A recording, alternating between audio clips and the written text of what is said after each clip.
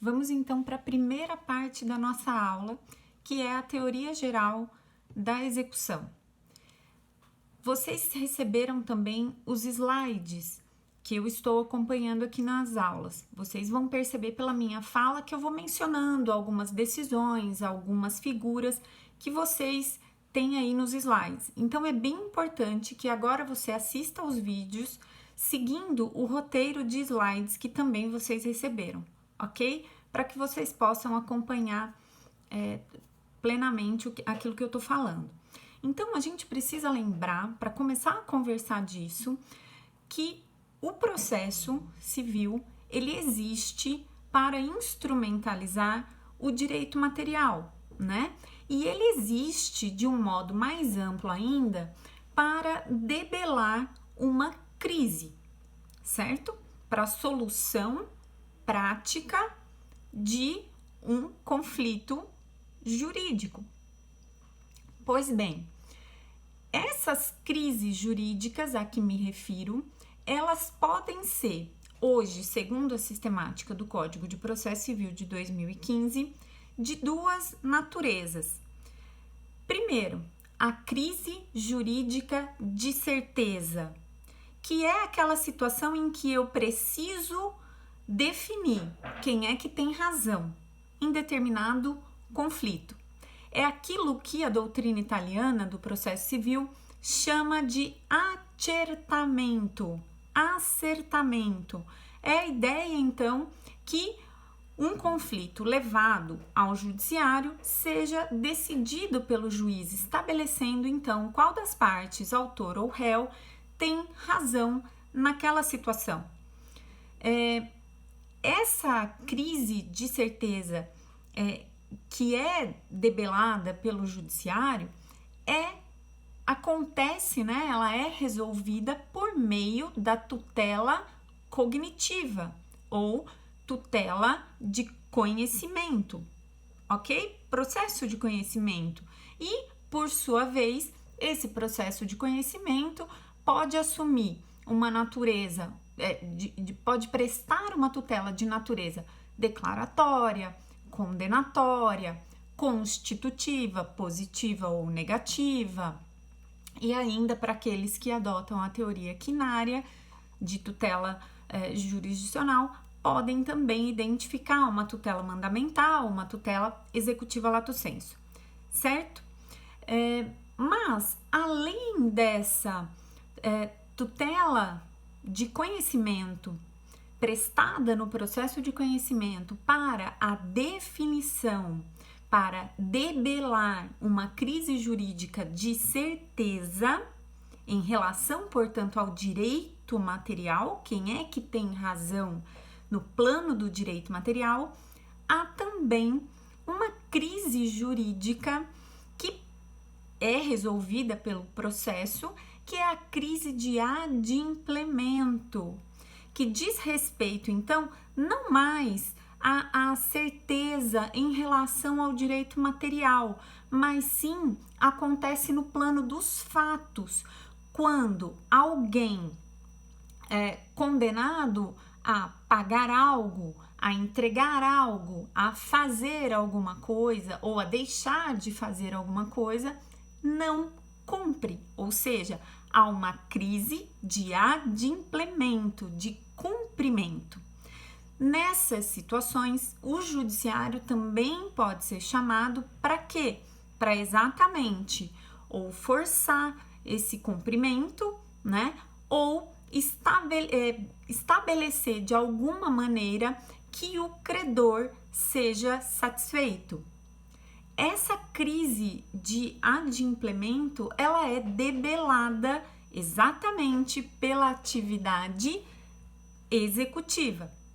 Então, para resumir, se uma crise de certeza é debelada pela atividade cognitiva do juiz, pela prestação de uma tutela declaratória, condenatória, constitutiva ou ainda executiva lato sensu ou mandamental, a crise de adimplemento é debelada pela atividade executiva do judiciário, em que ele vai forçar de alguma maneira, direta ou indiretamente, o devedor a cumprir aquilo que no plano do direito material já foi estabelecido e não aconteceu no plano dos fatos, na vida. Certo até aqui? Como a gente está falando então de processo de execução de título extrajudicial, esse é o tema da nossa aula, é fácil a gente identificar que nós estamos então inseridos na ideia de crise de adimplemento, certo? Para a gente verificar como que o processo funciona então dentro ou para debelar essas crises de adimplemento, nós temos aí pelo menos duas modalidades, né? Duas áreas aí de processos. Ou seja, nós temos o cumprimento de sentença e nós temos os processos autônomos de execução. Cumprimento de sentença recebeu esse nome a partir de 2005, com as reformas da execução que aconteceram ainda na vigência do Código de 73 e que alteraram essa nomenclatura, né? Para quê? Para estabelecer um processo sincrético, ou seja, em 2005, ainda na vigência de 73, vou bater bastante nisso, o processo civil foi deixando, né, paulatinamente em 2005 isso se fecha, ele foi deixando de ser bifurcado, digamos assim, né? Então, eu tinha um processo de conhecimento, encerrava, o juiz proferia sentença, ela transitava em julgado e depois eu precisava ajuizar um novo processo, este de execução com nova citação e tal. Hoje a gente não tem mais isso, né? Nós temos um processo sincrético. Por quê? Porque tanto a atividade cognitiva como a atividade executiva se desenvolvem numa mesma relação processual, num mesmo processo, certo? Então, a atividade executiva é meramente uma fase posterior, uma continuidade da fase cognitiva. Joia? E como o próprio nome já diz, cumprimento de sentença serve para desenvolver a atividade executiva relativamente às decisões judiciais, aos títulos executivos judiciais, né, produzidos pelo Poder Judiciário. Já o processo de execução autônomo, ou seja, que não é uma fase posterior a um processo de cognição, né, a atividade cognitiva prévia, ele é reservado hoje para os processos, para os títulos executivos extrajudiciais. Correto até aqui?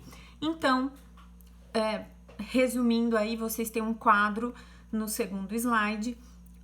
O processo para a atividade executiva, ele pode se dar ou de maneira sincrética, em se tratando de cumprimento de sentença, ou seja, títulos executivos judiciais, e aí você tem procedimentos específicos, características específicas para títulos executivos judiciais que contenham uma obrigação de fazer, uma obrigação de não fazer, uma obrigação de pagar. Então, você vai ter técnicas, né, diferentes que vão se manifestar ao longo do procedimento.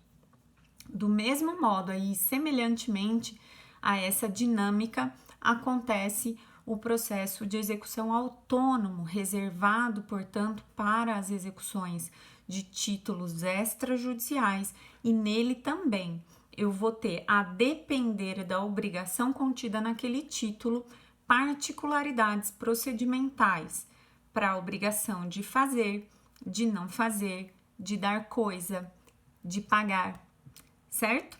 Deu para entender isso daqui? Essa é a nossa introdução sobre processo de execução. É bem importante que você tenha em mente, então, em primeiro lugar, que o processo serve para debelar crises jurídicas, crises de certeza, atividade cognitiva, crise de adimplemento, atividade executiva. É para essa atividade que nós vamos olhar especificamente para o processo de execução de título extrajudicial. Então, um processo autônomo, não é o cumprimento de sentença, que hoje se entende aí um processo sincrético, né? Que acontece em fases diferentes. Uma reservada à atividade cognitiva e a outra, né, a fase seguinte, reservada à atividade executiva, ok?